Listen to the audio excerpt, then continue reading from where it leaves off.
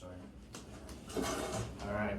So for our discussion, I chose Abu Bakr as the most influential caliph. I chose the second caliph, Umar, as the most influential caliph.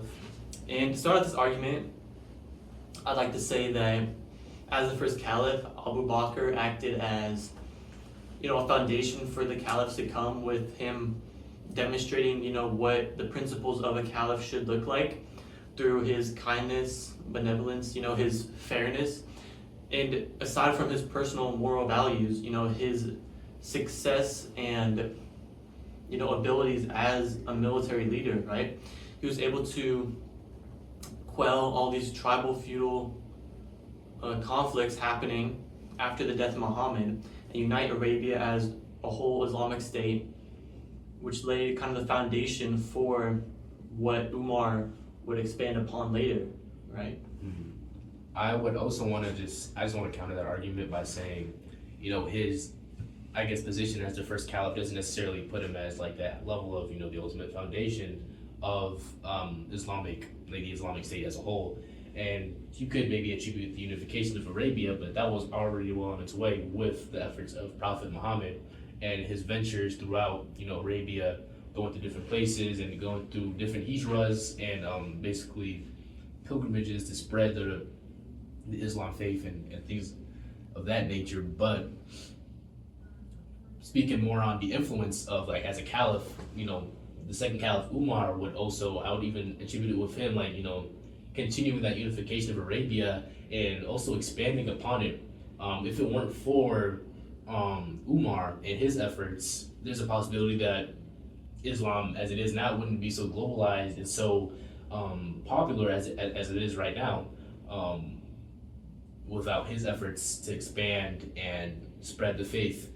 So you could say Abu Bakr played a very important role as sort of the unification of Arabia, but I would say Umar plays a more important role, an influential role, being the spearheading movement of just spreading the faith and just globalizing it and popularizing it. So you say the globalization of Islam would not have been possible without the influence of Umar, right?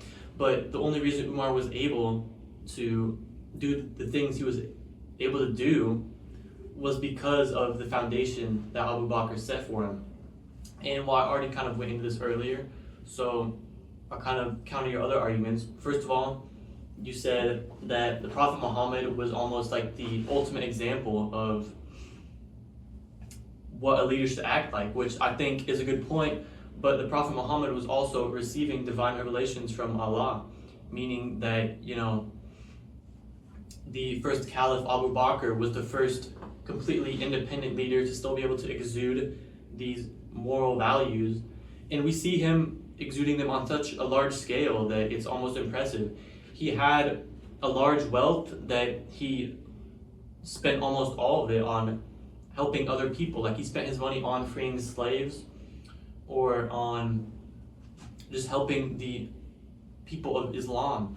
People in the streets would call out to him and call out to him because of his kindness and because of his fairness. And he would also almost be treated as an equal of all the other Muslims and wouldn't put himself above other Muslims because of his position of authority, right? And another point you brought up, right? You said that the Prophet Muhammad did a lot of the work in uniting Arabia, which is true, but because of the death of Prophet Muhammad, there was so much chaos after his death that many of these tribes started diverging from Islam and the Ummah because they said they only swore loyalty to the Prophet Muhammad and not the state of Islam as a whole. So they were going off to create almost their own branch of Islam. And we also had these tribal leaders claiming to be the second prophet, to be receiving divine revelations from Allah. And in a little over a year, Abu Bakr was able to unite Arabia as a whole into the Islamic State and get all these tribes under his control and stop all the false prophets that were emerging. Okay, I just want to, maybe counter a couple of your points there by saying Umar would also, I feel like you could also attribute his, not maybe less of the unification of Arabia, but also just keeping it like glued together, I guess, acting as sort of the leader that's keeping it unified as it is and continuing that effort, but also I feel like at a bigger scale, which speaks more of his, speaks more to his accomplishments as a leader and as an influential just figure within the Islamic, state and its history. I feel like Abu Bakr being sort of some sort of like foundation for a caliph was important, but Umar built upon that and continued to expand and continue to unify Arabia, as a leader. But I also want to speak of Umar and his accomplishments as well as a military leader, being a very, really astute and just amazing strategist, winning countless battles that may have been started and campaigned by Abu Bakr, but was completed by him, or at least further magnified with his leadership. Such examples as like the Battle of Al-Qadisa or the Battle of Yarmouk, just weakening the Byzantine Empire and taking over places like Syria and Egypt, and also re-expanding the Islamic faith and the Islamic State to other places, but also continuing a forthright example of what a caliph should be, because he's still considered that benevolence. He's not enforcing his religion upon others that don't want to join that, right? Others that maybe non-Muslim. He's maintaining and like building and structuring some sort of like doctrine of how you should behave around those, as in the last sermon of Muhammad, of the Prophet Muhammad. He said, treat your non-Muslim brothers like you would your Muslim brothers. And he's continuing that with even to a more official decree than I'd say Abu Bakr, because he's actually implementing rules and laws such as the Jiza and the Duwan, things like these that are just like legal systems that may have not been implemented before, but with his influences, he's able to further implement these and just like expand and advance the Islamic State as a whole, bring it to a higher level. I'd say, speaking more of his influential, All right, so a couple of points you brought up here. First, you talked about his treatment of Muslims and non-Muslims as treating them equally, right? And even though this is true, we can see this also in the first caliph, Abu Bakr. He treats both Muslims and non-Muslims the same, except he does implement attacks on the non-Muslims. He doesn't treat anyone differently than anybody else. He also treats himself as the same as all these other Muslim citizens. We can see when he's interacting with other Muslims, he doesn't use his power of authority to trump others. He only will win arguments by his own logic and like intellectual prowess, right? He was a lot of times used as a breaker of arguments, not because of his place of power, but because of his, powerful reasoning and his ability to quell these arguments, like what we see in the Prophet Muhammad. And another thing you brought up is you brought up his large military expansion, Umar, which is definitely true. He definitely helped to globalize Islam as a religion, but much of the expansion was also pioneered by Abu Bakr, which you did temporarily bring up, but we can see Abu Bakr, after he finishes the apostate wars and unites Arabia as a whole, he starts expanding out into the Sasanian and Byzantine empires and capture key cities that would help Umar expand later on. So without this help of Abu Bakr, Umar wouldn't have been able to globalize Islam like it was today. And even though Abu Bakr ruled for a much shorter period of time than Umar, his accomplishments in that time, I would say, equal or even surpass what Umar was able to accomplish in his 10-year period as the reign of caliph. I would say there's almost sort of a limitation for Abu Bakr in his brief 2-year reign as a caliph compared to, like you said, Umar's 10-year reign, sort of limiting his influences as a leader, which is why you see more military accomplishments and leadership accomplishments in the history of Umar's reign compared to Abu Bakr's, which I feel like speaks presence of who has more influence, which I would say is Umar because of that. But sort of adding on to the whole, like, if it weren't for Abu Bakr being sort of the foundation, everything would have fallen out.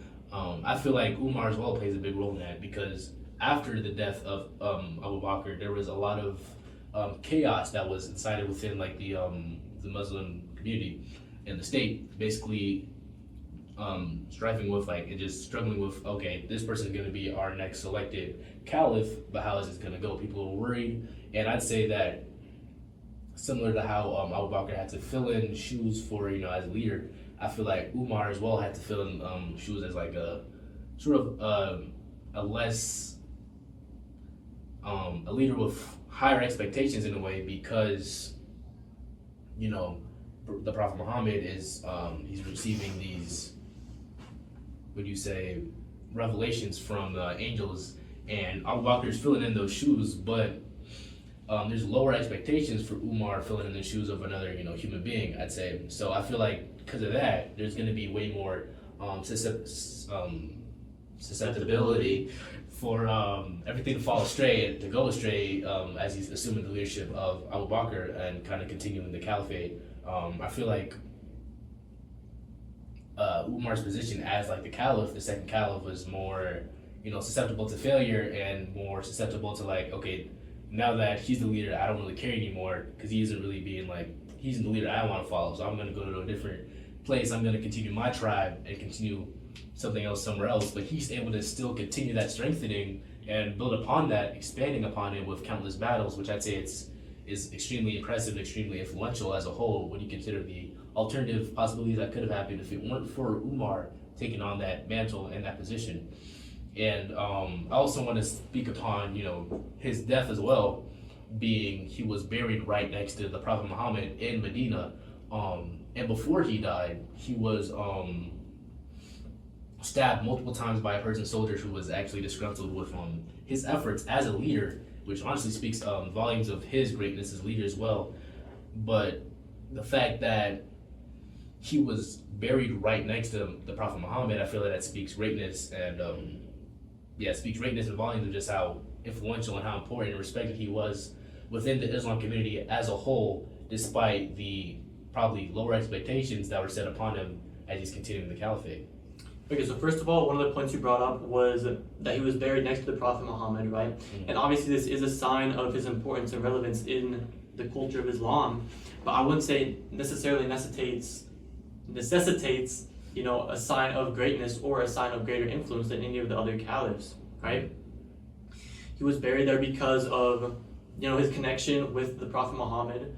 And another thing you brought up was, you said that after the death of Abu Bakr, there was a lot of chaos that he needed to stop because of, even though Arabia was united, obviously the death of a large leader like Abu Bakr is going to cause a lot of chaos within these tribes and smaller nations within Arabia.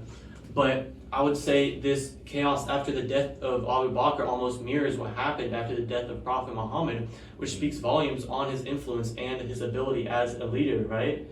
And even though Umar was able to reunite Arabia after the death of Abu Bakr, what Abu Bakr had to do was much more difficult, in my opinion at least, than what Umar had to go through. He had to go through the apostate wars to reunite all these tribes that had diverged from the original religion of Islam. And one more thing, you said that even though he had a shorter rule, it meant that he wouldn't be able to accomplish as much, but I'd say that's not necessarily correct, as even though Umar, he definitely had more military expansion and more physical expansion in the land of Islam, he didn't necessarily have as many influential accomplishments as Abu Bakr. For example, Abu Bakr was able to compile and preserve the Quran into a single text, which boosted the spread of Islam and granted it more credibility, as they had a single holy text instead of multiple, almost similar but slightly different versions that were spread throughout many different people. So having the single holy text that was created and preserved by the first caliph granted Islam a greater credibility by having a single holy text that you could cite to. I just want to say, I honestly just want to I feel like we're not exactly going to reach some sort of agreement here. So I guess as my final statement, I would say Umar as like a caliph, I feel like, I guess we're going to have this like stalemate here. I feel like he inevitably has more influence being, he has longer rule, the longer reign as, the second caliph. But also just continuing the expansion and upholding the unification of Arabia, I feel that it speaks volumes of his greatness as compared to Abu Bakr, which, although impressive, I wouldn't say is at the same rate as Umar within the 10-year reign, which I'd say is also still a brief time period. He was able to grow and expand Arabia, the Islamic State, at an unprecedented rate, which is extremely impressive and really speaks volumes of his influence as he continue to capture territories and act with benevolence and set a fortified example as a caliph. So, I like that final statement from you there. I'd like to make my own final statement to kind of end off this argument. Yeah. I think from what I've seen from your argument, you almost equate influence as, his expansion of the Islamic Empire, which is not necessarily a wrong perspective, but it's not the perspective I personally believe. I think that influence comes more from how Abu Bakr shaped the Islamic religion and culture into what it is today, and how Islam would not be the same religion without Abu Bakr, without the compilation of the Quran, without his almost, his very good continuation of the leadership from Prophet Muhammad onto the first caliph. And even though both were very influential, they were almost influential in different ways and for different reasons. So I think it's unlikely that we'll reach a consensus here on who was the most influential. I agree. I feel like they both have accomplishments that speak precedents of greatness within different, different sectors of greatness, as leaders, the caliphate. But yeah, I definitely agree. I feel like we can agree to disagree, but Of course. of course.